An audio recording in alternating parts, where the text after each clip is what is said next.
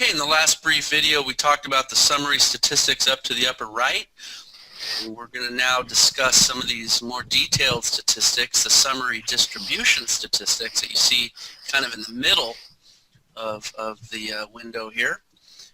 And I'm going to pass it off to Barry to explain what those mean.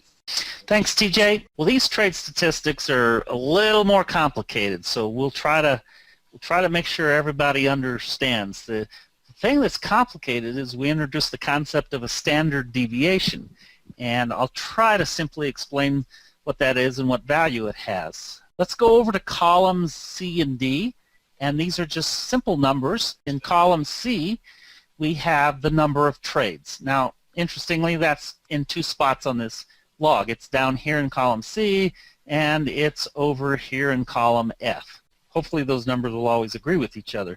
We also have the winning trades and losing trades listed here. And then we have the number of trade days, the number of trade weeks, and the number of trade months. Now these three numbers come from this session summary over here to the right that we see in the basic view when we click that button to get the basic view. We have the day, the week, and the month. And so it goes over there and looks at these summary point values that it can find in these columns in AR, AS, and AT in session summary. Just to get a feel for how many trades per day or trades per week or trades per month there are, we just take the number of trades, the 650 that we had over here, and we divide that by 76 to get the trades per day, the trades per week, and the trades per month. So that gives you some sense of just how much the system is actually trading. You can also use that to get a sense of what those trading costs might be. Now remember, these are summary statistics. They're based on the information you entered for the start row and end row, so they either include all the trades or some subset of the trades in the trade log. And again, if you want to know what dates those are between, it's right over here under the start date and end date in column A. Okay, now let's slide over to the right, and what we're going to look at now is the dollars per trade or win, dollars per loss, dollars per day, dollars per week, and dollars per month. Now we could just take a look at the averages, but what we would really like to do is understand what the minimum was, what the maximum was, what the standard deviation was. We'll talk about that in a second, and how many trades or dollars fell within plus or minus 2 standard deviations. I'll explain again why we're using that number in a minute. So let's just real quick review the average. So we have the average dollars per trade at $111. We have the average dollars for just the winners at $259. The average dollar per loss for just the losers was $228. So negative $228 on an average loss. And then the average dollars per day was 946. Well, I'll tell you, that's a great trading system to be pulling in on average about $1,000 a day. And then we have the average dollars per week at about 4,400. Hey, again, show me where the door is. I want to retire. And the average dollars per month is $21,000. So those are your averages. Quite simply, the minimums are over here on the left in column F. The maximums for each of those is over here on the column on the right. Now let's talk a little bit about that a little bit more complicated statistic called the standard deviation. The number for the standard deviation is over here in column K. So what is the standard deviation? Well, the standard deviation is just a measurement of variability around the average. So what it's telling us is that if you're one standard deviation away from the average, then you'll be 200, if we're looking at the dollars of trades per day, you would be $284 higher than the average, or you'd be $284 below the average. So that now gives us a range. Now 2 standard deviations around the range is just 2 times that number, so about $560 around the average. So if we take the average and we go above it by 2 times the standard deviation, we get $678, and if we go below it 2 standard deviations, we subtract 2 times the standard deviation from the average, we get a negative $457. Okay, so great. What we've developed here then is a range. We've got a range from the minimum to the maximum. We've got a number called the average, and then we have these 2 numbers called the positive and negative standard deviations. So what is that really telling us? Okay, well, here's what it's telling us then. There's a gentleman, a Russian named Chebyshev. He developed this theory that if you had a non-normal distribution of trade return, and what that means is it doesn't look like a bell curve. And we'll go see that this trading system does not give you a bell curve for its trade distribution. So we'll go look at that in just a second.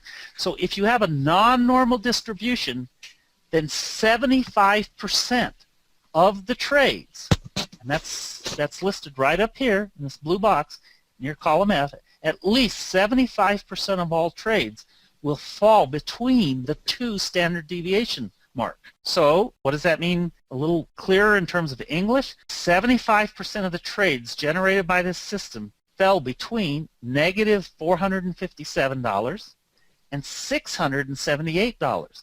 Now what does that tell us? Well, we can see that it's a little biased towards the positive side. The 2 standard deviation boundary is much bigger on the positive side than it is smaller on the negative side. So this trade system ends up giving us an average that's above 0. And of course that's what we're looking for. Now the concept is similar for each one of those. The dollars that we won, the dollars that we lost, the dollars per day, the dollars per week, and the dollars per month. So it gives us a probability that our trades are going to fall between 2 numbers. And that's all it is. And in this case, a 2 standard deviation tells us that there's a 75% probability that the trades will fall between those 2 standard deviations. Okay? Hopefully that's clear. Let's go take a look real quick and see, well, what if this isn't a normal distribution trade return? Let's go look and see what does it look like. So what I'm going to do is click on the 4th tab at the bottom called Trade Distribution. It's the orange colored tab. Switch to that real quick. And what we see on this is that it says the trade distribution in points, not dollars. We're looking at points now. Remember, in this particular oil, it's $10 a point to get to the actual dollars on that. But let's take a look at the trade distribution.